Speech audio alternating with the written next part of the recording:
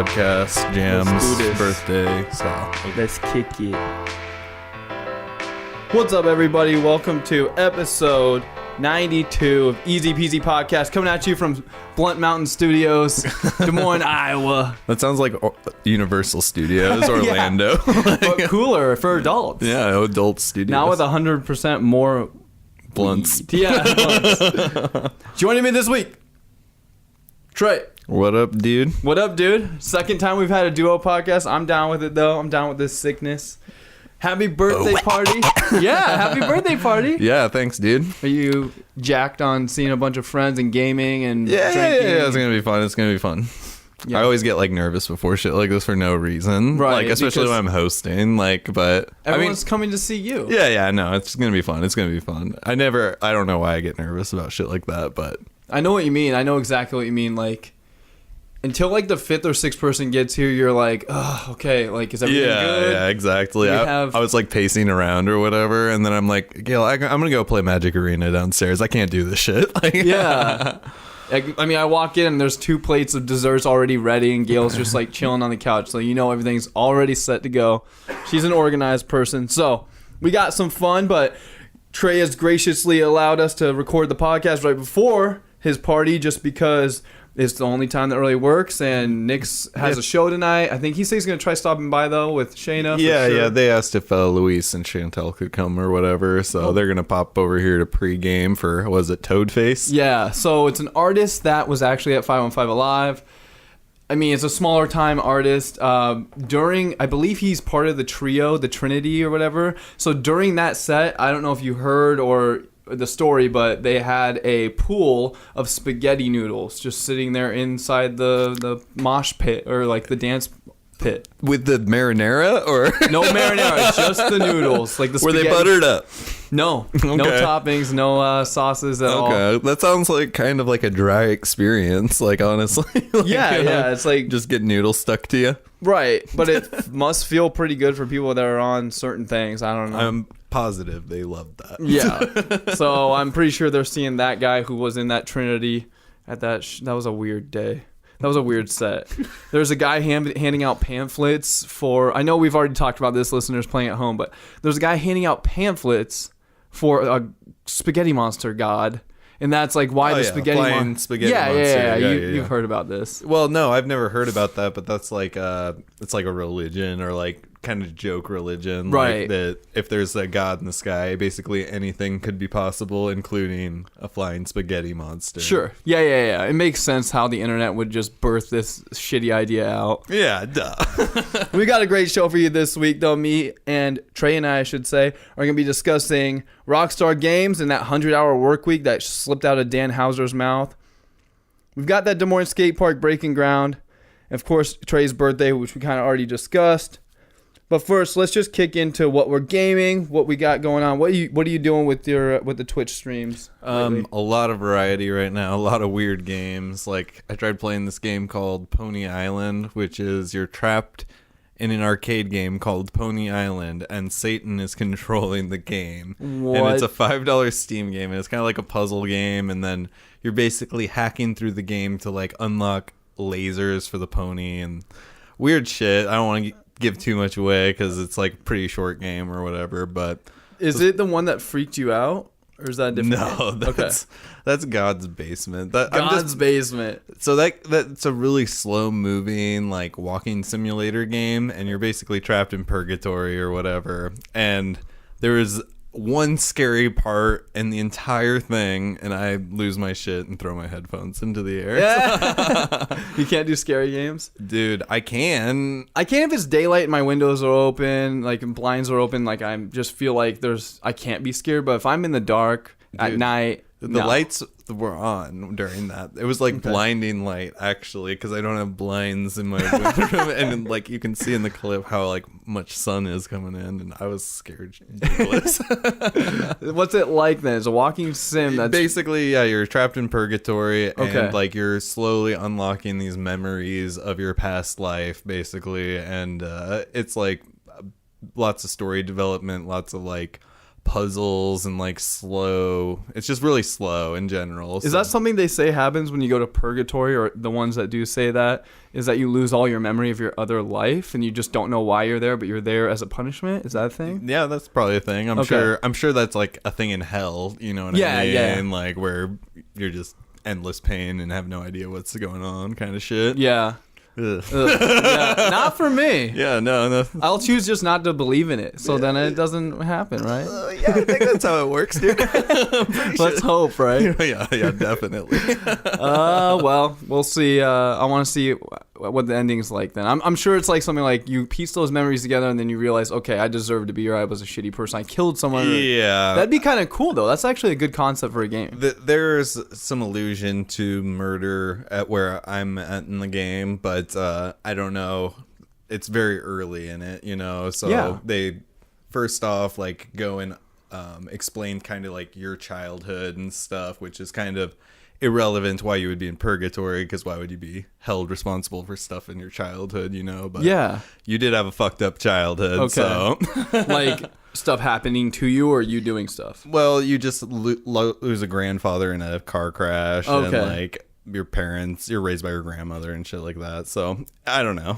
My dad says that, and I don't know. I haven't looked into it, but he says that my great aunts and uncles, like a good amount of them, like 6 of them or 5 of them, were in a car together, and they all got in a car accident and died. That's some haunted family lore right there. Yeah, like all 5 of my great aunts and uncles on, I think, my mom's side in Iowa. I was always think about it, and I'm like, I gotta look that up, see if it's like some newspaper clippings or something. Yeah, because that might be a good book or something. Yeah, that's horrible. 5. Yeah, it's fucked up.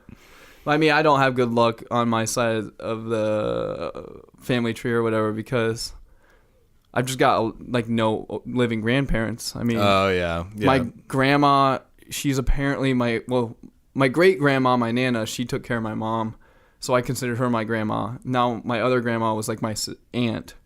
Yeah, she's still alive, but she's like, I don't talk to anybody on my mom's side. And then my dad's parents died in 80. I was born in 90, so. Heavy, bro. Well, we're going down that lemon hole. You know how it is. It is that pre-party podcast. I've been playing the South Park Stick of Truth, actually. Oh, yeah. I got 2 hours into it this week, and I originally wanted to buy it on the Switch because I love playing things on the Switch. I'm able to play games while Lydia's watching something on TV, and it just really works out for our relationship. And then I was going to buy it, but $30 is just, I can't pay $30 for a game that came out 4 years ago. And on Steam, it's like $10. Oh, yeah, totally. So I ended up getting it. I actually ended up buying it 2 years ago on my Xbox One for $360, but it was digital download that was backwards compatible because Xbox is effing awesome. Microsoft's awesome. They already have backwards compatibility. And then I just happened to be on there for like the first time in years, probably. And I have 100 games. I've just from Games with Gold. Yeah. You get a download. Yeah, every like month or something, you get like a couple or something. Right. And then like during Black Friday, until like last year, I would always buy like 3 to 5 games because they were like $4 each. Yeah, definitely. And like I know I got South Park for like $10 like 2 or 3 years ago.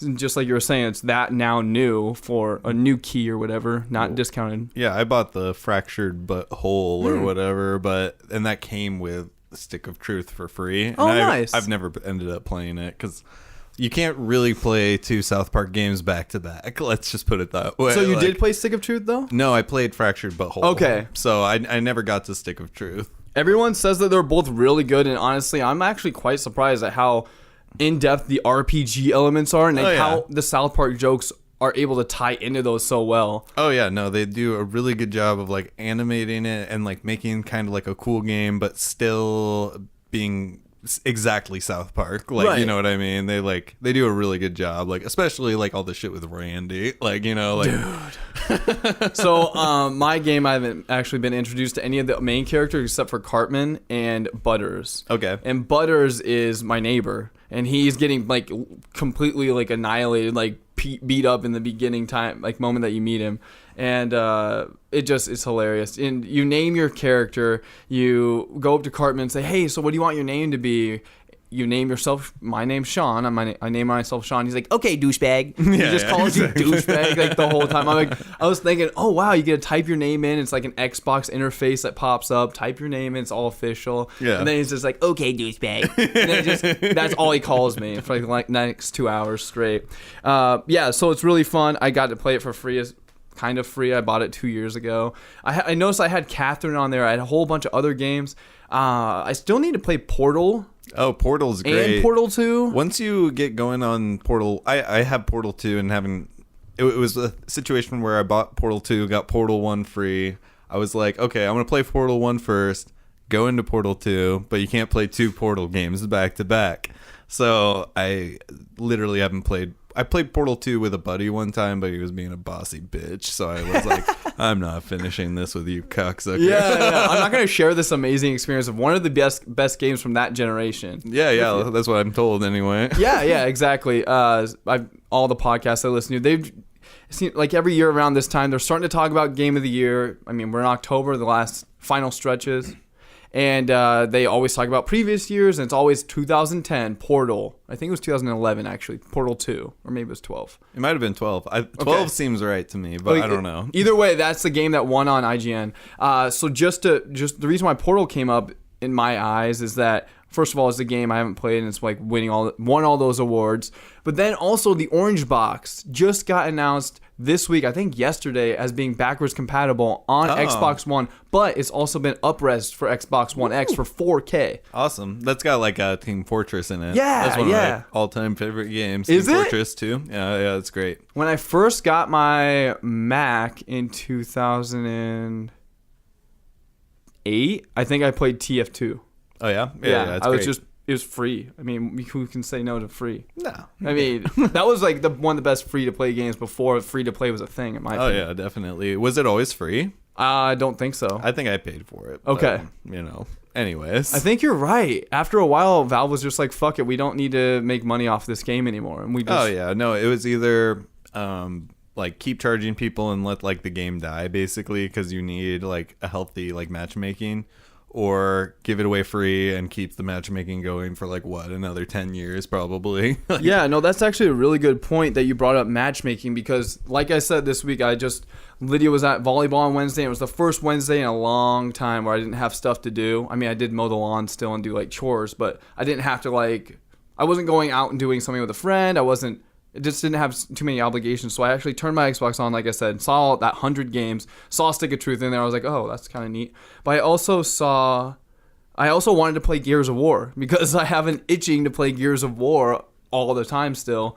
Lydia's friend, Danielle, that stayed with us last weekend, her boyfriend of 6 years, so I've been with Lydia for just about over 5.5. But so she's been with that guy for 6 years, which is crazy. I've never met her or him.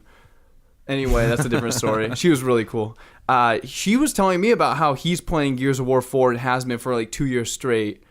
And it's weird how people will play those like not like retro games, but be like so true to like those old school games and like just play them for 18 years, Dude. Like, because I was playing Diablo 2 this morning, which has been something I've been doing on the stream lately, is just like waking up early and like playing Diablo 2. And someone's like, yeah, I've been playing this game for 18 years straight. I'm like, wow. Like, why? What's EverQuest? Yeah, and like, people love that shit, man. They're Final like, Fantasy 11. It's like, yeah, no, I never want to play another game ever again, man. Like, I mean, for me, like, World of Warcraft was kind of like that, but they like are changing that game so much and like always doing something different. Like, but a lot of those people that are sticking to those games are playing on like classic servers, like classic vanilla servers, and are like, nah, I just want to play this one part of the game forever. I know. I mean, I do see the appeal for games that are ever evolving, constantly evolving, just like you were just saying. But I agree. I can't. It's just a different mindset. It's like a community. It's a place that people go to hang out with friends, like-minded people. I guess. I mean, I really don't have much. I mean, people like consider those like second life. You know, that's like their other life. They get home, they're in a different community. They're doing. Well, yeah, I guess it's been that way with like League of Legends and stuff too, and I don't think it's that weird, you know. But they're always adding characters to that. Like, I just like the EverQuest thing is so weird to me. It's not Phantasy Star, but it's like a different one. It's EverQuest and like another one that's just been online, nonstop, the same thing. Yeah, no doubt. Less than like the updates are like a different colored item. Yeah, like the same like items or whatever, but just different colors. Now it does a little more power or has more power or whatever. But what I was getting at, you brought up matchmaking that sparked that Gears of War, because I put in Gears of War Ultimate Edition, which came out in 2014, I believe. Maybe it was 15. But it's the original Gears of War that came out in 2007 that I loved. Like, that was my game. I was MLG bench. I wasn't on the team like main roster, but I was like on the bench. And I loved that game so much. Played it. I've said this on the podcast before, but I played that game for 68 hours straight. Man, you were telling me that story before I buried the lead. Hold on. The matchmaking in Gears of War Ultimate, though, not there.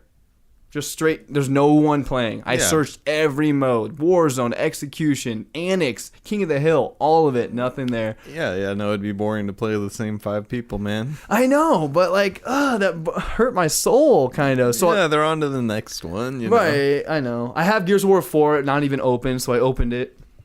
There's actually this game, WildStar Online, that they recently just, like, I paid for it and they just recently shut it down completely, and like it's basically like a WoW clone in space, and they just completely shut it down, and it isn't even that old. It's probably under 10 years old, and it's kind of weird to me that I'm not getting a refund. WildStar. Yeah. Is that was there like a furry looking character? Yeah. Like I don't know, like some sort of tailed creature with ears or something. Yeah, it was like orange fur. Yeah. It was honestly a cool game. People just hated how hard the rating was, and like so a majority of the fan base like trickled down to WoW because it's like no brain. So yeah, that's crazy. I actually remember hearing about that game coming out, and then I remember hearing about them pulling the plug. Yeah, it sucks. Yeah, bummer. I mean, I was never gonna play it again because it's way too fucking hard. But like, I put in Gears of War 4. I opened up the cellophane, you know, because I bought it 2 years ago, of course,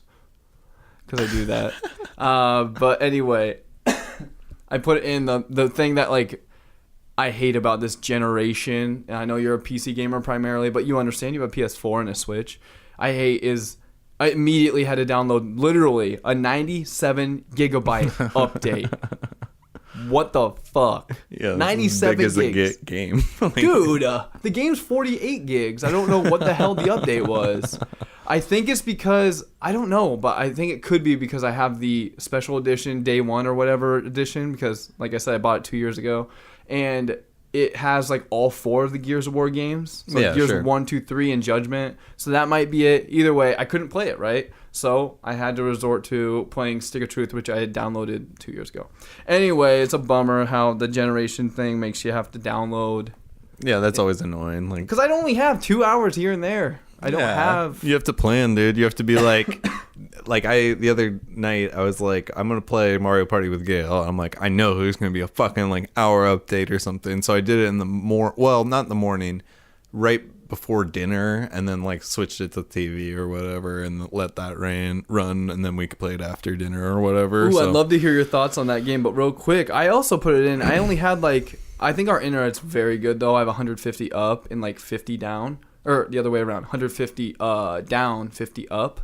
So it's pretty good internet. Oh, yeah. So my update only took about like 7 minutes. Oh, yeah. No, it's just one of those things when it first starts downloading, it's like an hour. And then like as your internet like starts actually working, it'll be like, 15 minutes. But I had already switched it off or something. Yeah. So, yeah. You know. Either way, so I want to hear your thoughts as 2 people that own Super Mario Party on the Switch. I think it's like really good, but like, to me, it feels like really clean, really polished, but like it's like a soulless, hollow version of a Mario game. You know what I mean? Like just Mario Party overall as an idea? No. Okay. No, that game in particular, it just feels like so clean and sterile that it doesn't feel like a real Mario Party game. And it felt like they intentionally just like added a whole bunch of stuff that was meant to appease people. But I mean, it was really fun and stuff, but there was a lot of games that I felt like were really texty. Do you know what I'm saying at all? Like where there was just like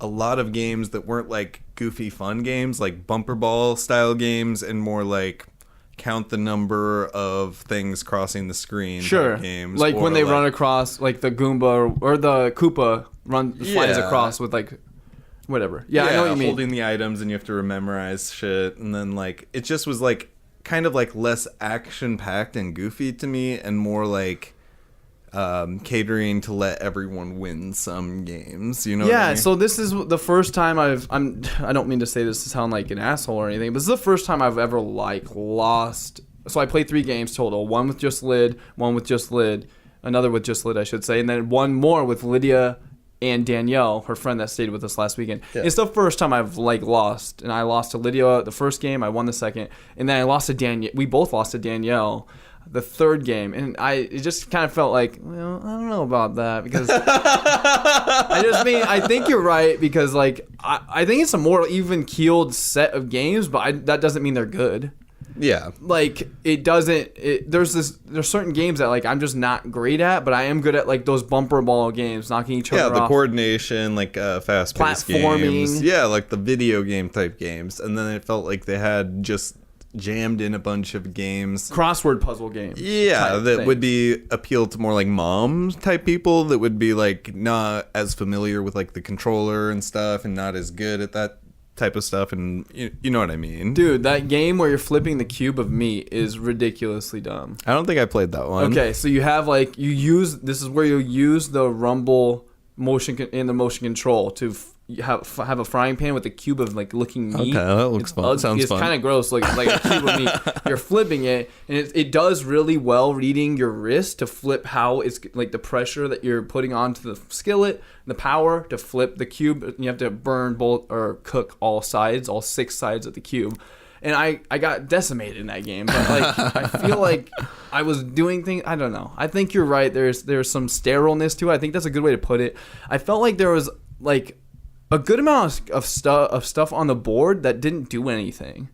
Oh, sure. Like the blocks, and also whenever someone would land on a red one, someone else would land on a green, it would just be too red. Like it was very rare. Well, that's like on purpose, so that there's, because I think the 2v2s is going to be the rarest, because the red spaces is like less occurring. You know what I mean? So it forces more 2v2 games instead of having like 1v3 games all the time, because that already is naturally going to happen when one person lands on a red space and 3 land on a blue space, because there's the most blue spaces and a few red spaces. You know what I mean? Yeah, I think you have a good point. I think the most common is, of course, 4v, all for one, all against all. Yeah. That's like what it should be. Is like most often you're getting the free for all games, and then sometimes the team games. But I think you're right. That is so annoying though when there's a green space, red, blue, and like that had landed and just all or green, blue, and it just turns into 4 all for all. I can't even say it. Free for all. God, why can't I say it? It's hard, dude. I have a hard time talking. Words all are the time. tough after I've been up for 14 hours. Oh, I believe it, bro. Have not been up that long, and I'm dragging ass this myself. So listeners, tell us on Twitter at TheEZPZ. Tell Trey at totally_Trey. Tell me at Sean S. Johnson if you think that the podcast is worse or better with it not being right in the morning when I'm chipper. 'Cause we usually record, breaking the fourth wall on Sundays afternoons, but we got to get into the main event because I already hear people barreling in for the party, and the man of the hour is cooped up in here doing the podcast. So let's talk about that Rockstar Games news that came out this week. First of all, I will preface this with I already pre-ordered Red Dead Redemption 2. I was in between Red Dead Redemption 2 and Fallout 76, working with Nick, trying to see if he's going to play either with me. Because as you know, Fallout 76 has taken a hard pivot from Fallout 1, 2, 3, and is not only about the single-player experience, but basically multiplayer in that wasteland world. I would love to experience that with people, right? Like, I don't really want to do that on my own or with randos. You don't have an Xbox. You don't have you have a PlayStation 4, but you prefer to game on PC, and I don't think it's cross play anyway. I'm not sure, but I know that a lot of the companies are pushing the cross-platform play. I doubt a big release like that would be like pushing that right now, but right. Maybe. I'm pretty sure PC and Xbox probably play together just because that just makes sense. Yeah, they usually, like, Xbox is always super cool about compatibility type stuff, so. Nintendo's been cool too. Yeah, no, definitely. What's up, Sony? Yeah, no, they're definitely, like, the assholes of it. But, I mean, they did release cross-platform for PS4, so that's cool. On Fortnite, right? Yeah. Duh. I'm so tired, dude. I'm like forgetting sentences. Drink that coffee, bruh. Dude, it's not coffee. It's go-go juice. Oh, I've got your coffee. Actually, it's probably ready now. It's okay. We'll wrap up with this topic and maybe a couple other short things. Who's coming early to a party, by the way? Oh, that's probably my brother, dude. Oh, then I don't have to worry about anything. Yeah. Okay, no, cool. Fine. Rockstar Games and that 100-hour work week, though, as you know, it came out on Vulture on Sunday of all days. It's weird they had a article published on the 14th, which was a Sunday. They published a gigantic piece. It was actually very good. Like, I loved reading it. I read it all today.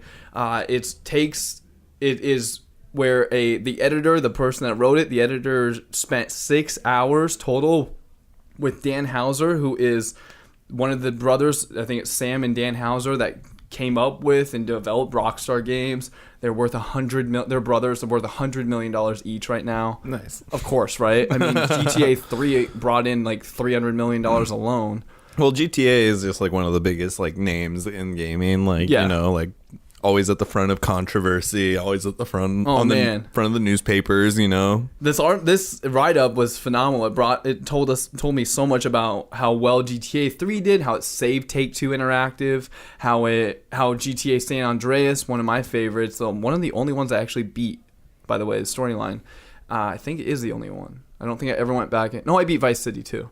But anyway, how that game had that hot coffee, that deleted sex scene that somehow ended up still in the final product. And that was back in the day before you couldn't patch stuff. So that was just on disc everywhere. So it just did a great job telling you all the controversies and how Dan and Sam Houser are where they're at now with now Red Dead Redemption 2. In the interview, though, he spent 6 hours with Dan Houser, 3 hours, 2 days in a row in mid-September, he says, where they went through and just discussed the whole kit and caboodle, the whole history behind Rockstar Games. And then, of course, the main focus was digitizing the West is the name of the article, I believe, on Vulture. It's very, very great. But in the crux of it, at the end of it, they talk about the main point of it is to talk about Red Dead Redemption 2 and like the path and like the 8 years now they've had to invest to get to where they are to make that game. And in that article, somewhere he is quoted, Dan Houser's quoted saying that there have been multiple 100-hour work weeks this year. Yeah. 100 effing hours. So I'm going to stop right there before we get into the other updates that have come out throughout the week. Because like I said, this was last Sunday, right after we were recorded episode 91 actually. I'm going to ask you, Trey, have you ever worked a 100-hour work week? No. No? No, the closest would be when I was working full-time, probably a 50-hour work week, plus streaming like an extra like 20 hours during the week, you know? And that doesn't even count as work to me, but sure. Like in the sense this is talking about work, you know what I mean? Like, yeah.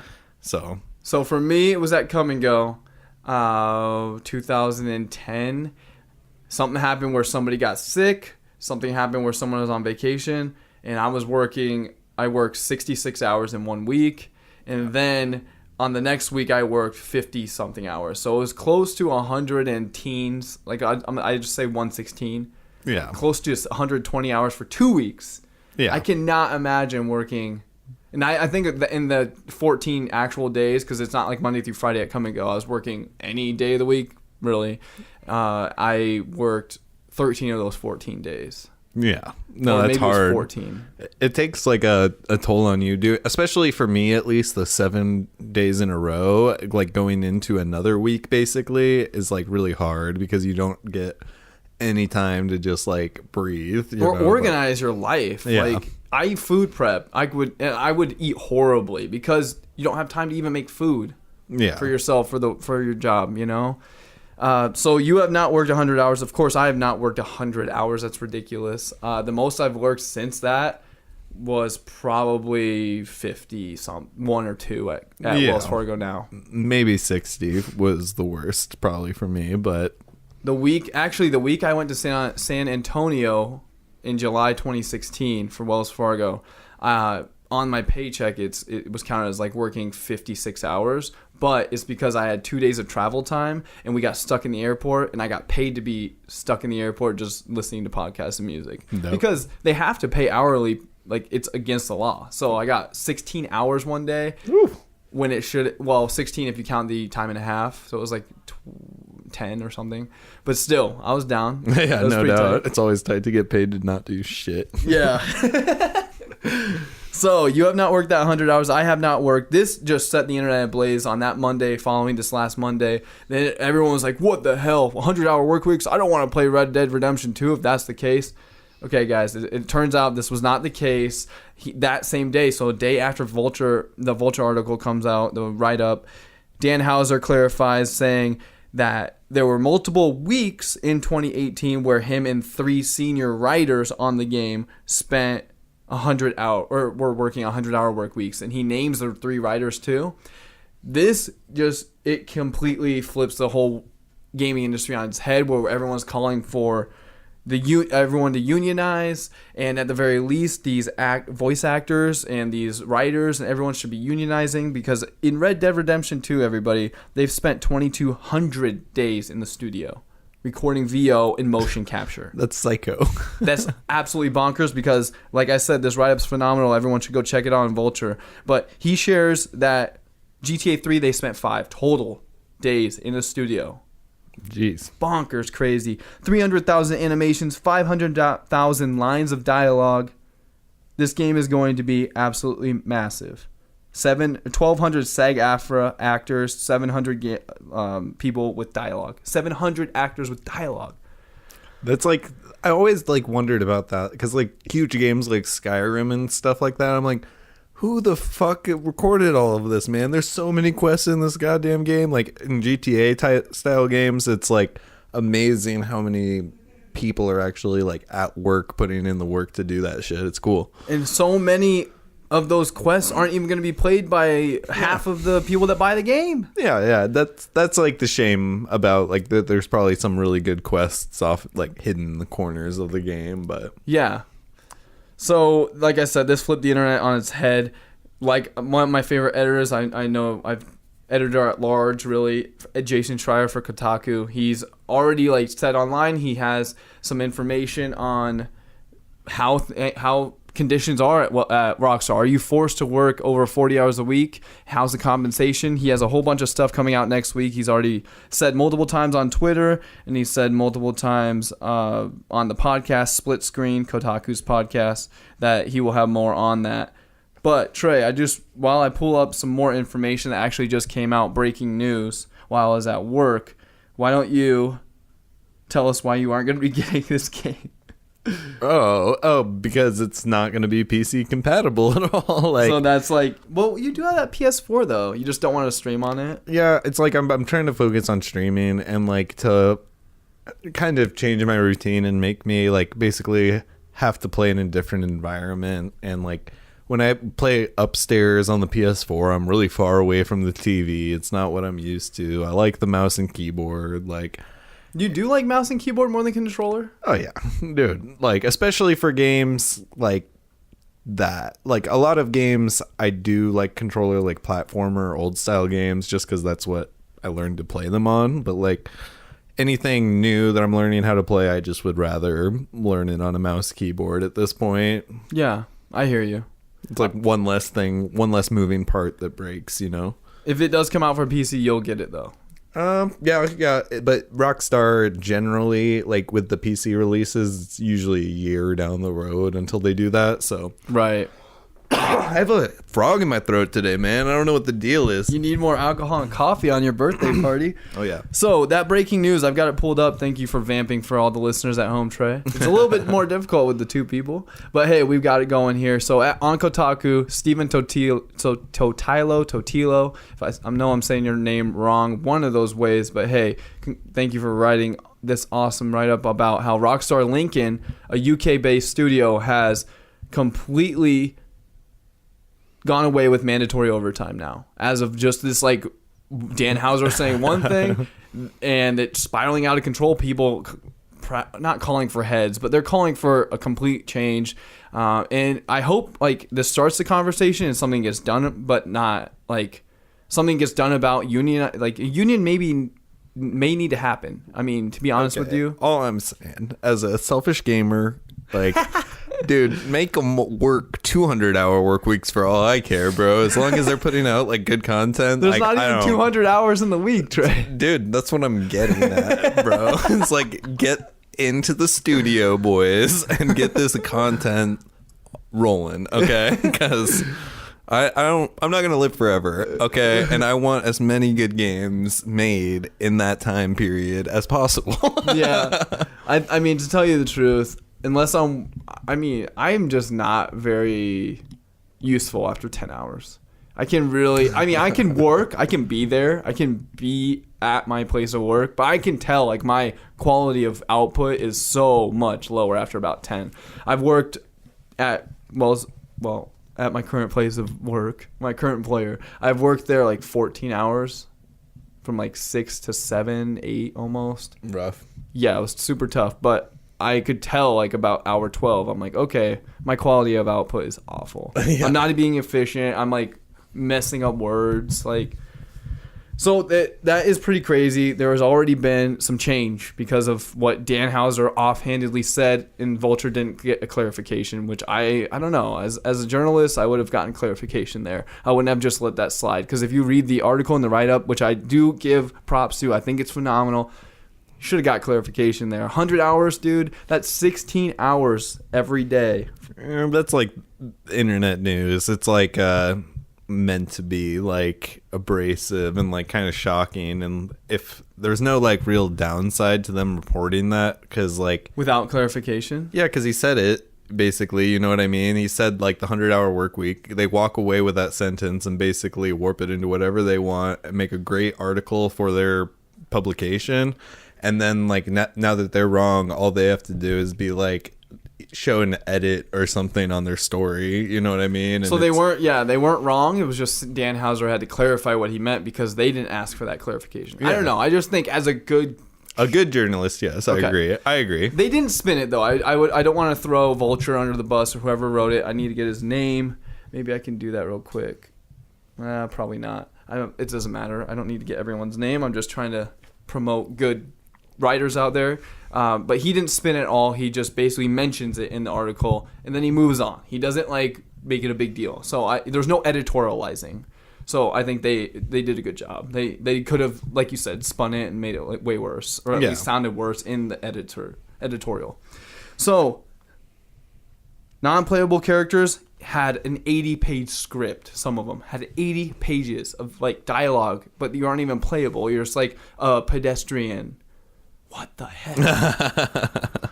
So I did want to ask you what you thought about unions. Do you have any experience? Do you have anyone in your family that works for these labor unions? Maybe we have in Iowa. Honestly, no. I have like literally no knowledge or experience, although I do know that they do end up with better health care than a lot of non-unionized jobs, and for like low skilled jobs, you know what I mean? Not necessarily super high. Right. Not like a programmer. I mean, of course, there's no union for these programmers, and that's the topic at hand. But so for Iowa, there's bunches of unions for those blue collar jobs. That's the correct terminology? I think so, yeah. So basically, yeah, it gives you better health. You have like basically a neighborhood of workers, right? Like, yeah, and they would all strike basically if they felt they were being treated unfairly, and that would give them leverage to get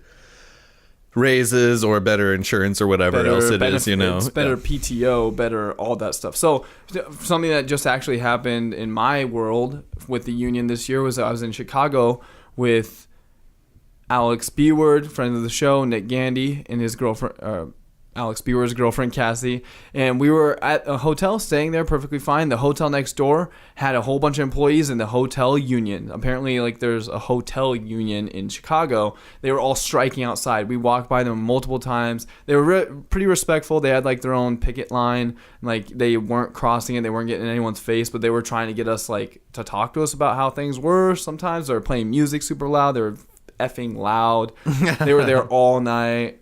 So, like, we stayed next door in a different hotel, but we still kind of heard it. Yeah. But, I mean... It's like, no, we're not paying you shit now. You kept me up all night, damn you. And the person on the, like, microphone or whatever, she even was, like, still losing her voice, like, hardcore, even just using a microphone.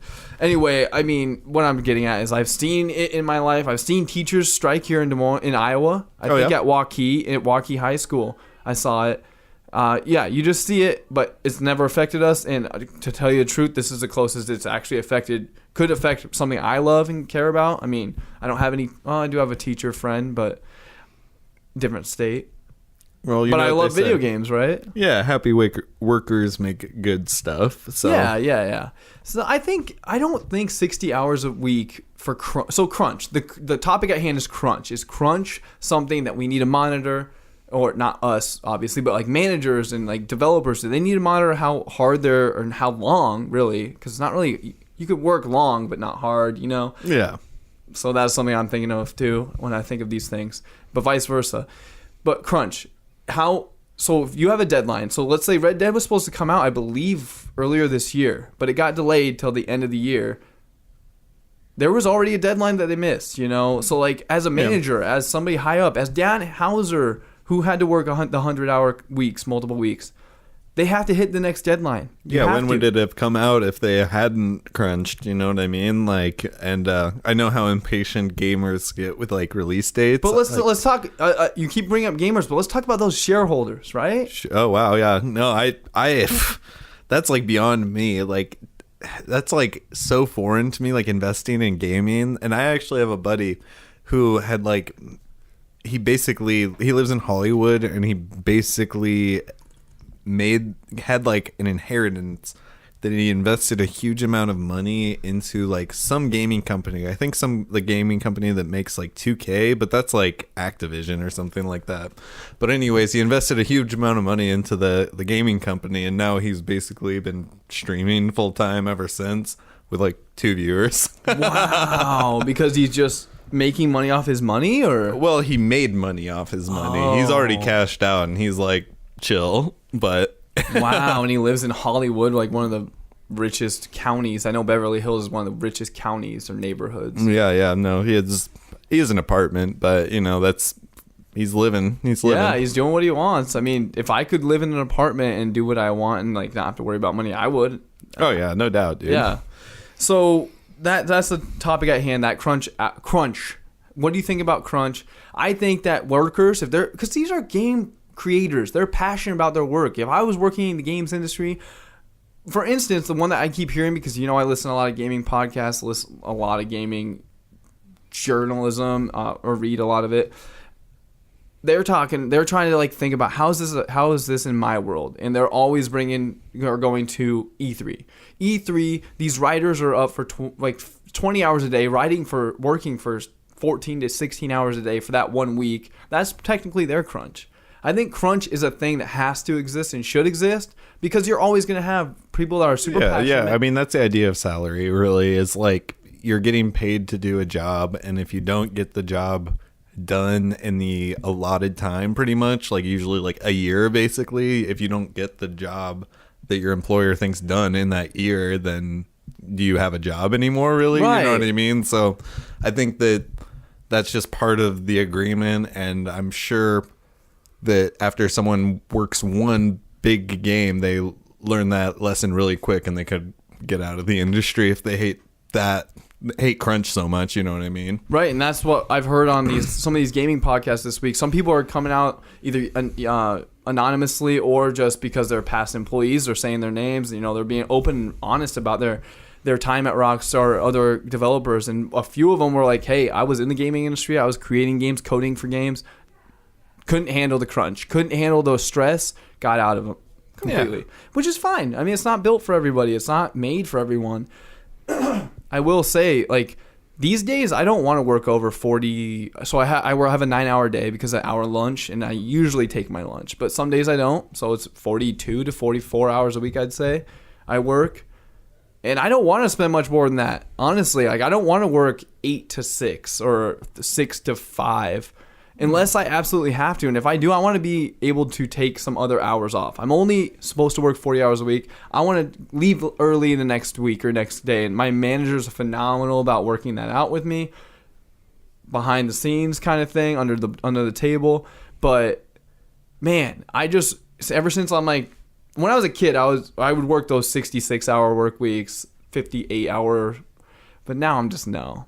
Yeah, I think if I needed to, I would. Like, it's like... To get the job done. Yeah, well, especially like in an hourly position, you know, it's like if I need some extra money, I would be happy to like work like a 60-hour work week. I guess that's a good thing to say. I'm salary. Yeah, I mean, like on salary, it's like weird because you get basically paid less hourly the longer over 40 hours you go, and the earlier you cut out, you're getting paid more. So it incentivizes like not working your hours. Yeah, in my opinion. But like efficiency too, right? Yeah, no, definitely. As a manager or somebody at least in your past role, you had to have things done. You had to. You were the top dog at the store, at the place. Yeah, definitely. So yeah, I would bust ass and be working quickly the whole time, and that's part of why I got burnt out. Yeah.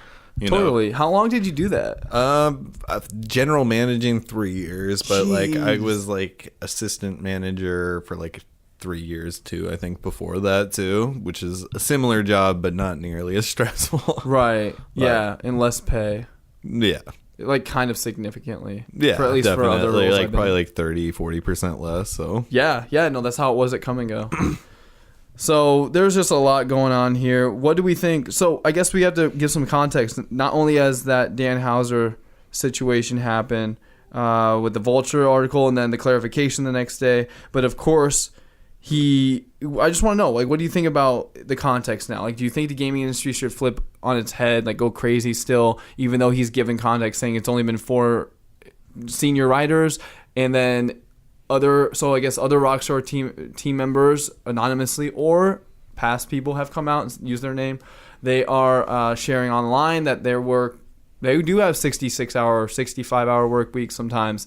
Also, I guess one more thing I do want to say before I get your ideas on this is Rockstar actually lifted the ban on employees to speak out on social media. So employees are free right now without like repercussions to post what they feel about this. Like, how do they feel about things at Rockstar? What do you think about that? What do you think about the context now? Do you think the gaming industry should still make some changes with the crunch and with those with crunch? And like, do we have to have a union, or do they have to have a union? I think that this is mostly just internet warriors getting outraged and less of the employees at Rockstar, you know. And I think people just need to mind your business, you know? And because I think if it was so bad that we would have heard this from Rockstar employees prior, you know, anonymously or not, you know, saying like, we're being treated horribly, this is so terrible, you know what I mean? Like, so apparently Jason Schreier, editor at large, crazy man at Kotaku, always breaking the good stories. You always hear me talking about him on here on the EZPZ Podcast. Find us at TheEZPZ.com, of course. Send your letters to us at TheEZPZPodcast@gmail.com. He is a nut man, dude. He's crazy. He's been working on a Rockstar Story, crunch developer story for over a year. With all this coming out now, he's gotten so many more people willing to work with him. So he's actually been teasing it, and he's going to be publishing more next week on it. He's going to post his whole thing on Rockstar and crunch in general in the gaming industry next week. Red Dead Redemption 2 is due out a week from today on 10/26. It's gonna be crazy. When is it released?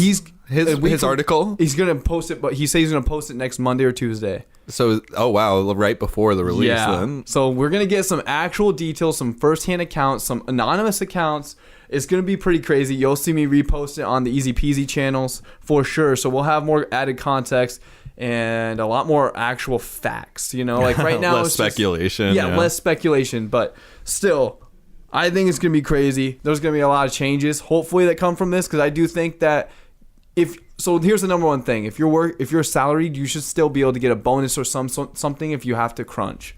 Like, I don't like how if you're salaried, you don't get paid for those 500 extra hours you work throughout the year.